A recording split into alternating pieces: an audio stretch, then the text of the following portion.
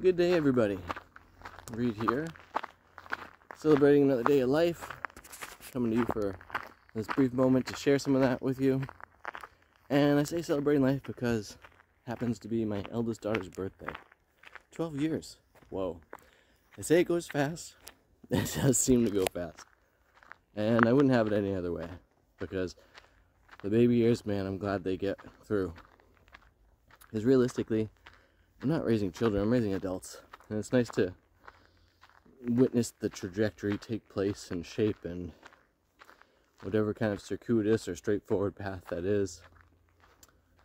And I'm kind of reflecting on parenting this morning a little bit, and this notion of, the parenting goggles coming on, and how you see life differently, and how these young ones, depending on how you've set up your life, may have different plans for you than even you know.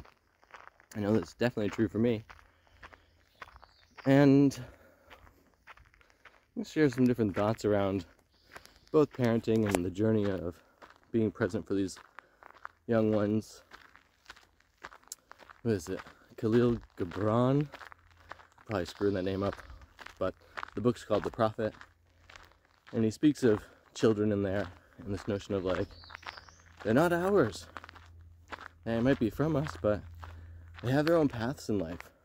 And I feel that recognizing that and giving space for them to become who they want to be in the world, or even who the world needs them to be, is so much more important than me as a parent projecting onto them who I want them to be. And this other piece of becoming someone who can self-regulate. When they're, super tiny, they need you for everything. And, they would basically kill themselves if they didn't have us around. And that notion of, we live in a pretty novel world right now. So whether it's food related or screen related, as in all these devices that we have today, it's pretty easy to become an addict of these things really early in life. And one of the things that my wife and I have done has been mindful of that, and to communicate about that so that our child understands what different forms of addiction can look like. My opinion is, if you're fussing about something, throwing a tantrum, if you're communicating in an unseemly way, then in the process of domestication, I actually want to kind of root that out a good bunch. And that's different than, civil disobedience, which is also really important. But you can do that in a way that's super respectful and makes life a lot better from the parenting angle. And so we helped our daughter discover her natural rhythm with sugars and where her healthy balance is with that. Same thing with the screen. In fact, just the other day, she was chatting with some friends around there, screen time, because, every parent does it differently.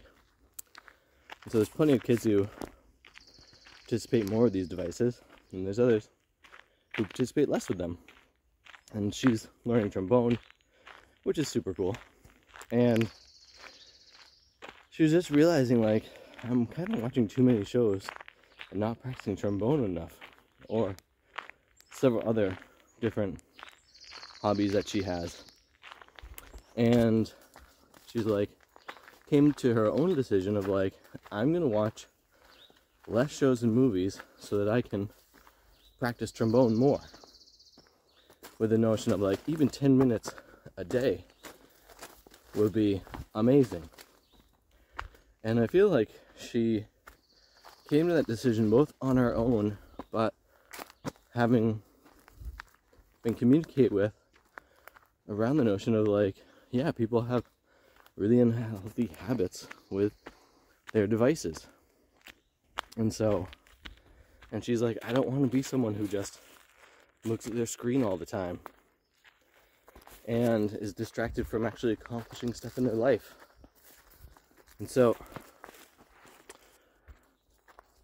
I'll put those couple pieces forward, that it's possible to have a lot of mindfulness with the kids, which is another thing I really try to do in raising kids.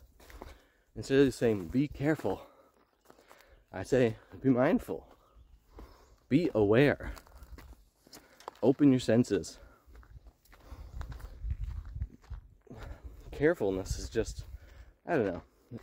If you're just always careful all the time, then you're not taking a risk. And frankly, I want my kids taking risk. It's healthy to take risk. If you don't take any risk, you're just going to go plodding along the course that somebody else sets for you on a well-worn path. And you might not ever discover your true self because you're always just going for what other people have set out for you. And that's not my intention as a parent. I want them to find what their path is in life and go for it with all their gusto. Anyway, with that, I hope you're having a great day. I hope you're celebrating your own life when the moment shines. Even if it's super simple styles. Because it doesn't need to be like, you know, fireworks and champagne every time. Or if it does for you, that's totally great. Celebrate in the way that feels best to you. And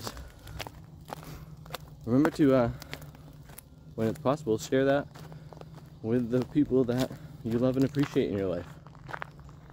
Because life would be kind of boring if we were just by ourselves all the time. With that, thanks for watching these videos. Thanks for subscribing to my channel. Tell me how you celebrate yourself. Tell me how you celebrate others. My wife likes baking cakes for people. Anyway, I gotta get going on to the next tasks, so have too much fun.